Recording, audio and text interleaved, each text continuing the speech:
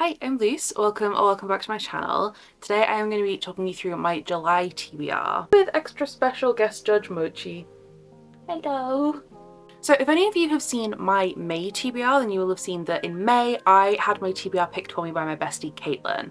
And that was such a successful reading month for me. I read so many books that I absolutely loved. I had so much fun doing it. I did a whole vlog for it.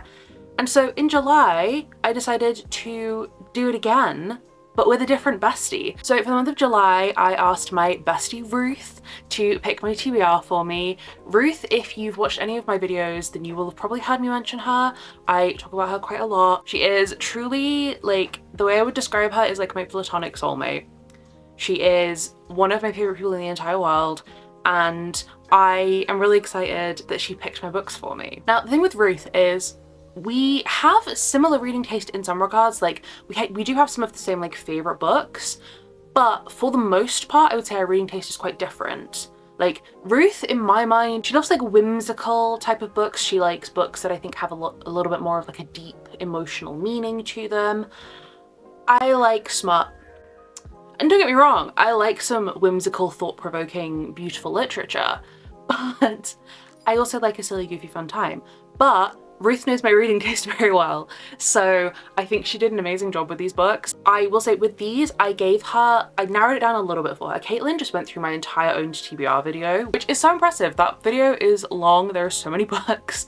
But I did narrow it down for Ruth a little bit. I have some categories of books and she picked within those. So I have 10 books here that she picked for me.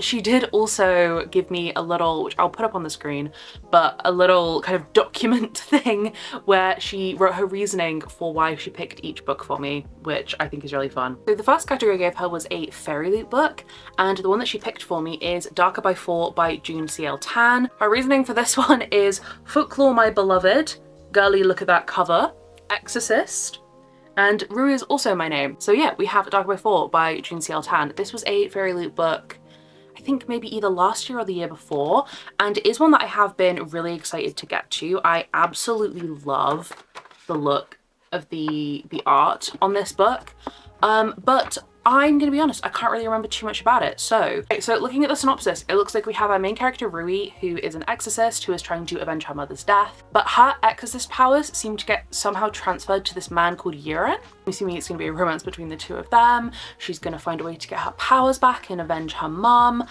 I'm just really excited about this. I've really been in the mood for YA fantasy at the moment, so I think this is gonna really hit the spot. Okay, the next one I have was from the category I gave her of dark romance, or like morally grey romance. And this was actually on my TBR for June, but I didn't end up getting to it, and it is Trisix Venom by Penelope Douglas. Ruth's explanation for this one just says, what on earth do they mean by tryst? I must know. This one I know is a sapphic bully romance. I believe it is set in high school? I think it's in high school. I know it's super long. It's like 600 pages, I think. Just under 600 pages. But I have really loved all the Penelope Douglas that I've read. I don't know, I just have a good feeling about this one. Maybe because it's sapphic, I don't know. I'm really excited for this one. The next category was continuations in YA fantasy series, because like I said, I'm in the mood for YA, and also I really need to get better at finishing series. If you have seen, I posted it quite a while ago, but I posted a video which is like all my unread series, all my unfinished series. There's quite a lot of them, and this is one of the series on there, and this will actually finish out the duology, but it is Cage of Dreams by Rebecca Schaeffer. The first one is City of Nightmares, which I read last year and was so extremely pleasantly surprised by. I gave that book 4.5 stars. I went in thinking I was not gonna like it at all. And again, Ruth's reasoning, she said, maybe think of Unsleeping City, nightmares are cool. Unsleeping City, also if you don't know, is like a Dimension 20 D&D campaign, which is like, gives kind of similar vibes. This book is set in a world where there is this almost disease where people, when they fall asleep, can turn into their worst nightmares. And our main character works for the division, the city division, that helps to deal with the nightmares. She's also somebody that lost her sister to this kind of nightmare disease.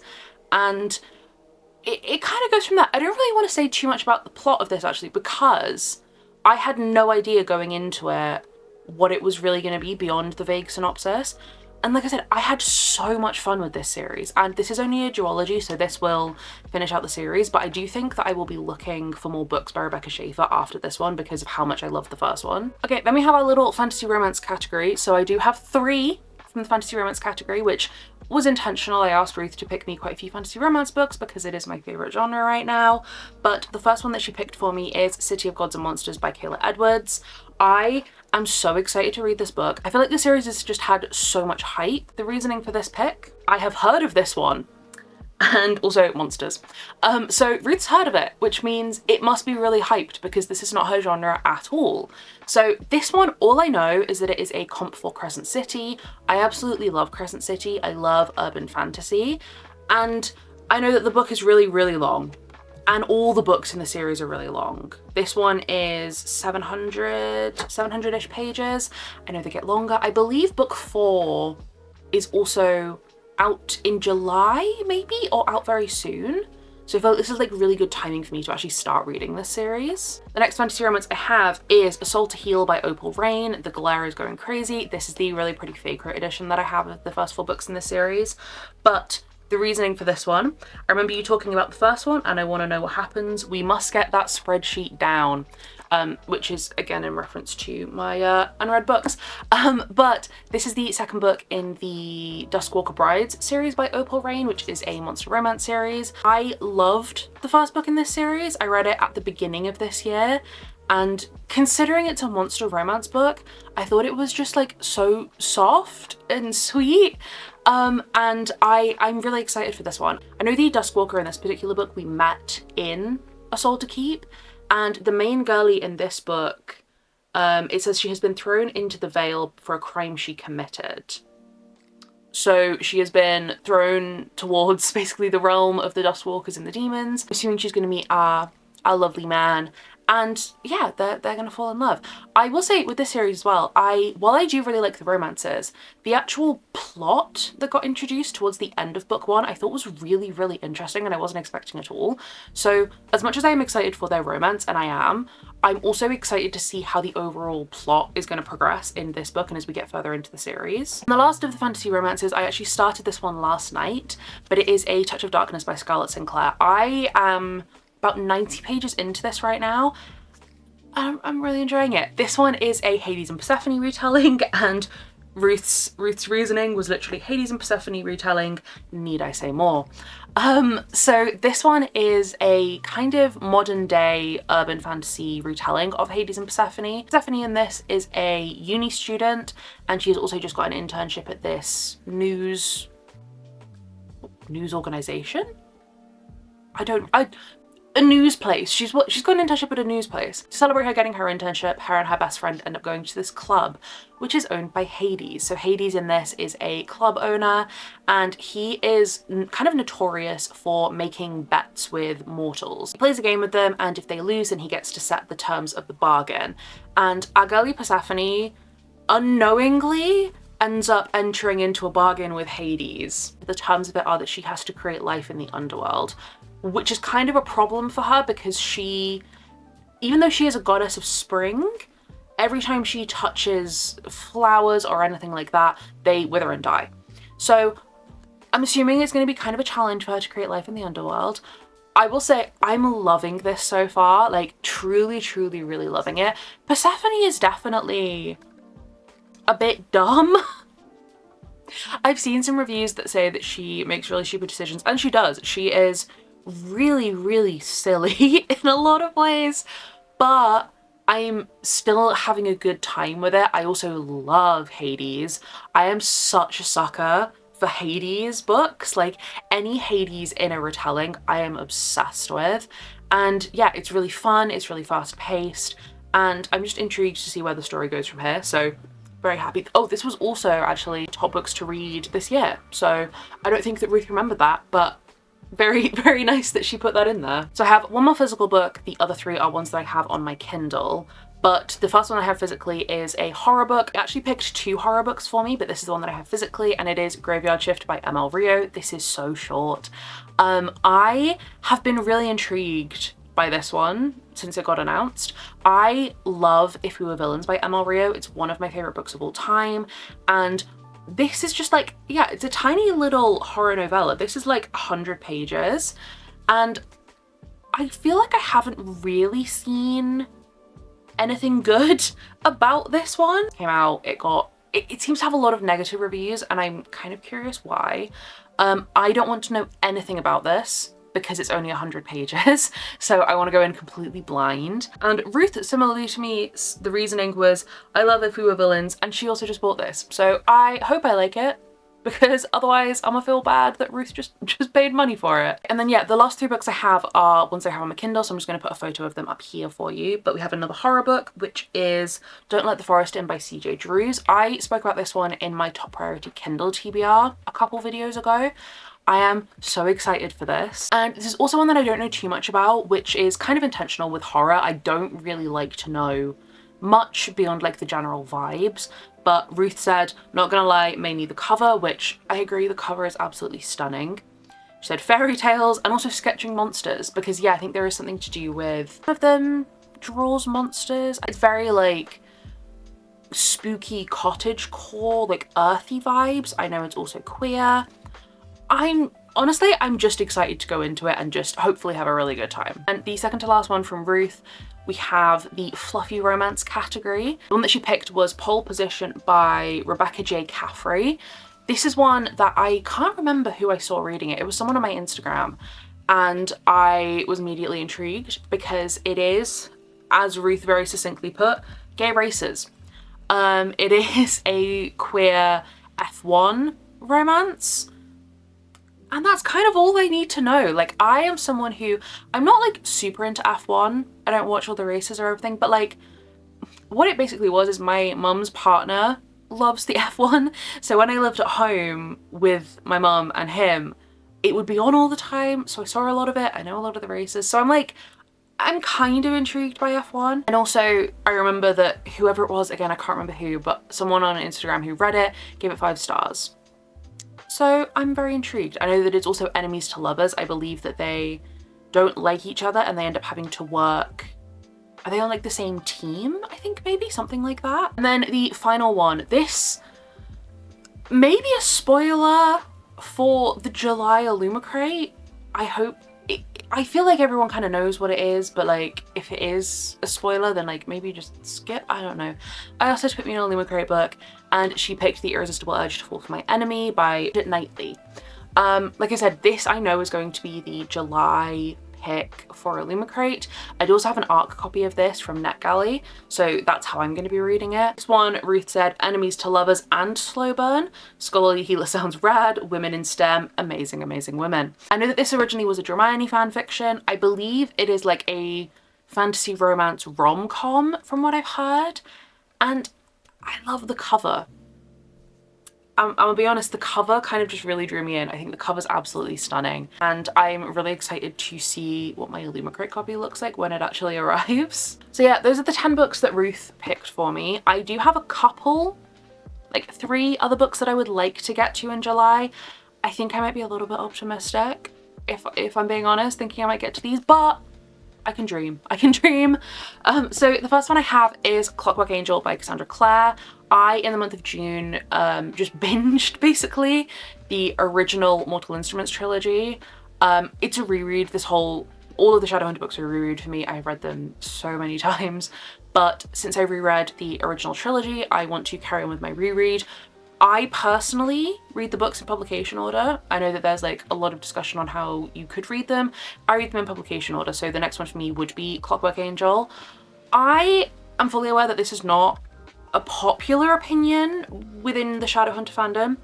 The Infernal Devices is my least favorite of her series. I still love it. I still think it's really good, but it is my least favorite, so I'm not as excited to get to this one. But like, I'm still gonna have a good time. Then I have Savage Fae by Carolyn Peckham and Susan Valenti. This is the second book in the Ruthless Boys of the Zodiac series. I read the first one in April, was it? I think it might have been April. I think it was April. And I loved it. I love these authors. I just love the world of Solaria that they've created. And honestly, I'm craving more. So if I have time, I would love to get to this one. And then the last one is a new release that and has been just staring at me from my shelves. And it is, of course, Bury Our Bones in the Midnight Soil by V.E. Schwab. I love V.E. Schwab so much. I have read most of her books. I think there's maybe like 2 that I haven't read at this point, and I've loved most of them. I didn't love Addie LaRue, which I feel like is a really controversial opinion. I gave it like a 3-star. And then Gallant wasn't my favorite, but the more I think about and like think back on Gallant, the more I actually enjoyed it. So maybe I have to reread that one. But this is her new book, and this is Toxic Lesbian Vampires. That's kind of the tagline for it. And that's all I want to know. That's all I need to know. I have heard phenomenal things about this, especially the audiobook, so I think I am going to go the audiobook route. There is 3 narrators for each individual character, and I know that one of them is the voice actor for Caitlin in Arcane, which makes me very excited because I absolutely love her voice. But yeah, this, if I could squeeze this in, I would be so happy because I am just dying to read it. I did, when it arrived, I did read the first like couple pages, and already I'm so in. I'm just hoping this doesn't kind of take an Addie LaRue type turn. But I have faith. I have full faith in V.E. Schwab to hopefully, like, this is like a prediction for one of my favorite books of the year. So I'm just really hoping it doesn't let me down. But yeah, those are all of the books that I am, well, the 10 books that I am going to be reading, and then 3 books that I would like to get to as well. I also, just as like a little fun extra at the end, I'm gonna kind of go through some things that I'm gonna be like watching and playing throughout the month of July, my plans for that, because again, I think it's fun. So in terms of games that I'm gonna be playing, I'm obviously gonna be playing League of Legends. I have just started playing Elden Ring, which, let me tell you, is an experience. I have played the first Dark Souls game, so this isn't like my first rodeo, but yeah, I am absolutely loving it. It's driving me crazy, and I'm very excited to carry on playing it. I really want to start playing Cult of the Lamb. This is one I've seen in quite a few places, and then my friend Bryony specifically was like, hey, you gotta play this. So I think I might get that one for my Switch and have that as just like a little cozy game on the side. And then I also, because Elden Ring is Elden Ring, I want like a more, because my favorite type of games are story RPG type of games, so I want something like that on the side. So I think I'm either going to be going for Dragon Age Veilguard, which I have been dying to play because I absolutely love the Dragon Age series. So either that, or it is Expedition 33, I think it is, which I've seen so many people talk about, and also one of my very good friends, Tyra, loved it. So I think it might be that one. Oh, and then also I'm playing Baldur's Gate. I'm doing a Baldur's Gate co-op playthrough with another one of my friends. So lots of gaming plans for this month. In terms of what I'm going to be watching, I am somebody who, honestly, the majority of what I watch is YouTube. I have a weird attention span when it comes to watching like movies, shows, anything like that. In terms of that kind of media, I don't really know what I'm going to be watching. The one thing for sure that I want to finish is Windbreaker, which is an anime. How many episodes have I watched? I think I've watched like 9 episodes of it so far, and I loved it. So I do really want to finish and like catch up with that in July. And listen, I'm a League of Legends girly. I'm literally wearing a League of Legends shirt right now. You can't see it, but like there it is. I love League of Legends, and it is currently MSI Mid-Season Invitationals, and I love MSI. It is my second favorite tournament from League throughout the whole year. First is Worlds, second is MSI. And MSI is going on throughout July, so I'll be watching a lot of League of Legends content. Oh, I need to finish Squid Game Season 2 so I can watch Season 3. So that's kind of like tentatively on there. And I have also been really getting the craving to rewatch the first season of The Summer I Turned Pretty and then carry on with it, because I loved Season 1 when I watched it. So that's another one that I might put on my to watch list for July. But yeah, those are all of my media in general plans for July.